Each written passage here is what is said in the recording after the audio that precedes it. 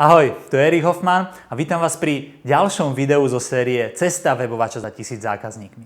V tejto sérii vám ukazujeme, akými chybami sme my prechádzali našim biznisom, ako sme sa z nich poučili. A verím tomu, že niektorí z vás sa môžu poučiť už vďaka našim chybám a nemusia ich opakovať a môžu v tom podnikaní napredovať rýchlejšie. Pretože ja osobne som veľmi presvedčený o tom, že úspechy nám dajú takéto ego, že OK, niečo si dosiahol, si dobrý, ale to, kde skutočne v biznise, ale aj v živote rastieme, sú práve tie tzv. Pády na držku, na zem, kedy sa musíme zdvihnúť a hľadať riešenie, ako to urobiť inak. No a v dnešnom videu sa pozrieme na to, ako nájsť správnych ľudí do tímu.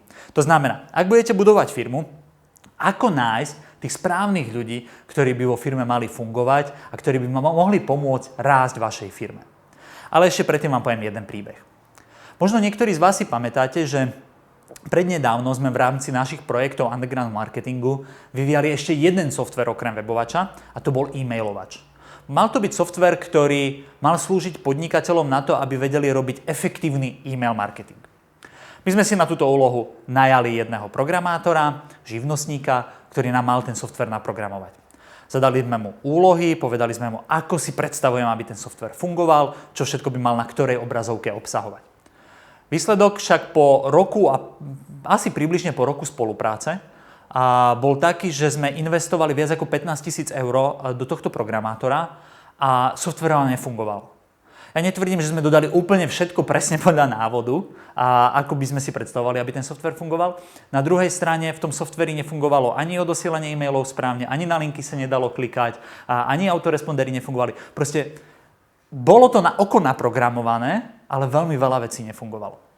Keď sme sa potom pýtali toho chlapíka, že prečo si myslí, že je to v takom stave, v akom to je a že či je presvedčený o tom, že tá práca stála za tých 15 000 eur, tak som dostal jednu veľmi zaujímavú odpoveď, ktorá ma prinútila zamyslieť sa nad tým, akých ľudí do týmu chcem.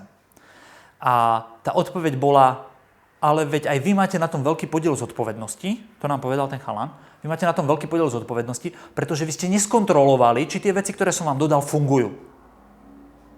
A vtedy som si uvedomil, že aha, tak ja tu nie som od toho ako podnikateľ, aby som každú jednu vec kontroloval, ktorú pre mňa človek robí. Skôr som tu od toho, aby som dával nejakú väčšiu víziu a potreboval spoľahlivých ľudí, ktorí berú zodpovednosť za svoju prácu a kontrolujú prácu po sebe. Takže teraz tu nejde o toho chlapíka, ktorý pre nás programoval, ale skôr o taký prvý aha moment a prvé takéto zmýšľanie v mojej hlave, že vyberať si ľudí do týmu, ktorí sú naozaj zodpovední, naozaj fakt kvalitní. A dostávame sa rovno k poslednému bodu najprv z toho videa, a to radšej si vybrať drahšieho profíka. Prečo? Pretože na webovači pracoval potom druhý chalan, a druhý môj veľmi dobrý kamarát, ktorý je aj spolumajiteľom webovača, Marek Jančík. A on bral približne 2-krát toľko mesačne za naprogramovanie aplikácie. Lenže výsledok bol taký, že tú aplikáciu tým, že mal jednak skúsenosti a tým, že jednak doťahoval tie veci do konca a dokázal odstraňovať chyby a nemuseli sme ho upozorňovať na každú chybu a každú jednu po ňom kontrolovať, ale dokázal tie chyby odstraňovať ako programátor a veľmi veľa chyb odstránil, tak sme zrazu zistili, že z celkového hľadiska vývoj webovača bol o mnoho mesiacov kratší ako vývoj e-mailovača. Že webovač, aj keď sme platili mesačne toho človeka 2-krát viac, tak nás v konečnom dôsledku stál menej. Takže možno informácia pre vás, keď máte nejaký rozpočet, ktorý je trošku väčší, nie len taký, že ste startup, ktorý nemá teraz ani korunku na rozbeh, ale ak máte väčší rozpočet, tak začať radšej rovno profikmi. Nie nejaká tá úplne mega extra trieda, ale proste nájsť si naozaj schopného človeka, profika, ktorý je v tej oblasti dobrý, ktorý má skúsenosti, je zodpovedný a v konečnom dôsledku vás vývoj takýchto vecí môže stať podstatne menej. Neplatí to o programátoroch, len platí to aj o obchodníkoch. No ale ešte poďme sa vrátiť k tomu, akých nájsť ľudí do týmu. A ja vždy hovorím o tom, že pokiaľ by mala firma fungovať, tak na základe toho, čo sa nám stalo s tým programátorom v rámci e-mailovača, som prišiel na to, že každý jeden, nech už patrí do prvej alebo do druhej skupiny, každý jeden človek v tíme by mal prebrať zodpovednosť za svoje úlohy a za svoje výsledky. A a za výkon, ktorý dodáva. Čiže ľudia v tíme by nemali byť takí typickí zamestnanci, kde len vykonávajú úlohu a keď sa príde na chybu, alebo keď sa nepríde na chybu, tak je to chyba šéfa, že to neskontroloval. Nie. Takýto človek u nás v tíme žiaľ už teraz nemá miesto. Takže aj tak sú dve skupiny, ktoré sú navzájom odlišné, ale každá jedna má tú svoju podstatu. Začnem prvou. Prvá sú tzv. Vytrvalci. Vytrvalci sú ľudia, ktorí dokážu pracovať na zabehnutých veciach, ktorí dokážu udržať veci v chode. Ja osobne som typický príklad presne druhej skupiny. Ja s vytrvalosťou nemám nič spoločné, okrem toho, že chodím behávať. Pretože mňa nebavia práce, kde musím stále veci robiť dookola tie isté a tie isté.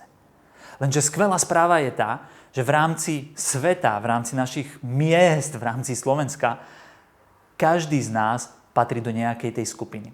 Napríklad Slávka je viac, moja manželka má viac k tým vytrvalcom. Ona dokáže chytiť nejaký proces a vyšperkovať, vylepšiť ho a dokáže v ňom vytrvať dlhšie ako ja. Ja napríklad veľmi rýchlo potrebujem hľadať nové a nové nápady, pretože ma to omrzí. Potom druhá skupina sú tzv. Kreatívci, nazvime ich. A sú to ľudia, ktorí vymýšľajú nové nápady. Prečo potrebujete obidve skupiny?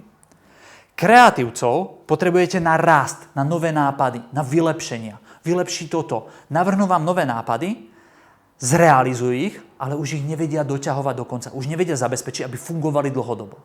Tu nastupujú vytrvalci. Vytrvalci potom sa zameriajú na stabilitu fungovania. Im dáte proces a poviete, tento proces robte takýmto spôsobom.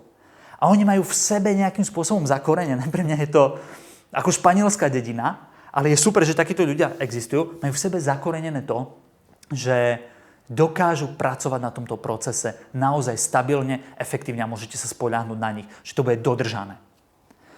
Ako potom ale ľudí hodnotiť? Stretávam sa s otázkou, že príde za mnou nejaký človek a povie, že to je super, ja by som chcel s tebou spolupracovať a ja by som bol veľmi rád, keby som bol hodnotený od výkonu. Častokrát, že bude najlepšie, keď budem hodnotený od výkonu.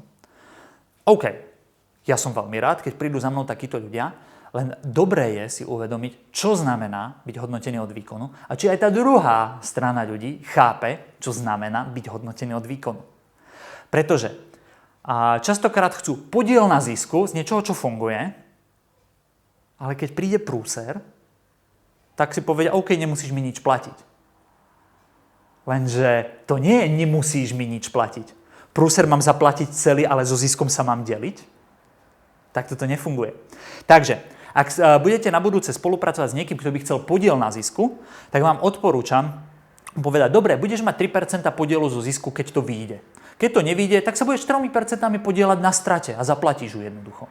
Už robíte z neho takého mini podnikateľa. Vtedy ten človek sa dokáže vypnúť k maximálnemu výkonu, pretože je nútený. Má už ako klasický podnikateľ v úvodzovkách ten nožík na krku, že keď urobí prúser, tak sa to bude pikať. Dobre? Takže kreatívci sú hlavne tí ľudia, ktorí sú pripravení byť hodnotení podľa výkonu. Vymyslia nejakú novú vec, ktorá vystrelí, ktorá bude naozaj úspešná a vtedy si zaslúžia veľkú odmenu. Ale častokrát pri kreatívcoch je to, že sa proste netrafia do toho správneho riešenia a môže to znamenať pre firmu či už stratu alebo stagnáciu. V takomto prípade kreatívci ako keby neboli hodnotení. Čiže ak chcete niekoho hodnotiť podľa výkonu, hlavne by to mali byť kreatívci. Vytrvalci sú ľudia, ktorí robia všetko stabilne. Pokiaľ nezlepšujú proces a nezaznamenávajú pre firmu stále viac a viac peňazí, tak tam nie je ani ako podľa mňa hodnotiť ten výkon. Títo ľudia častokrát sú veľmi ľahko zaučiteľní do novej pozície. To znamená, vyberiete toho človeka, poviete mu, postupuj podľa tohto postupu, podľa týchto bodov a on to bude robiť. Čiže sú, nazvem to v úvodzovkách, veľmi ľahko nahraditeľní. Ich nenahraditeľnosť spočíva v tom, že majú vysokú zodpovednosť. To znamená, nie každý vytrvalec je zodpovedný. Takýchto ľudí odporúčam vyplácať podľa hodín, podľa odpracovaných hodín. Samozrejme, ich hodinovka môže stúpať tým, že z obyčajného vytrvalca, ktorý je, dajme tomu, na na telefónnej linke ako telefonická podpora, sa môže stať manažér tej skupiny telefonistov a tým pádom už riadi ľudí. A potom sa môže stať manažérom nejakej väčšej oblasti. Proste môže nejakým spôsobom rásť. Takže to sú dve skupiny, ktoré najčastejšie môžete stretnúť ako ľudí vo vašom tíme, vytrvalci alebo kreatívci. Každopádne, najväčšia vec, ktorú si podľa mňa môžete zobrať z tohto videa, je, že radšej investujte do profíka. Pretože tá jeho hodinová taxa tým, že dokáže veci urobiť o mnoho rýchlejšie, o mnoho kvalitnejšie, o mnoho presnejšie a bez chýb, sa vám niekoľkonásobne vyplatí. A nám sa to pri webovači vyplatilo. Samozrejme, nie je to úplne bez chýb, pretože to sa nedá, ale tých chýb, 90% tých chýb je na začiatku eliminovaných. Takýmto spôsobom my do budúcna budeme hľadať ľudí do tímu, to znamená v prvom rade zodpovednosť a potom podľa pozície, či tam potrebujem vytrvalca alebo kreatívca. Akým spôsobom hľadáte ľudí do tímu vy? Máte nejaké skúsenosti s tímom? Máte skúsenosti so zamestnancami alebo s partnermi? Chcete sa o ne podeliť? Tak píšte dole do komentárov. Sám som na ne zvedavý a budem čakať na odpoveď. Ahoj!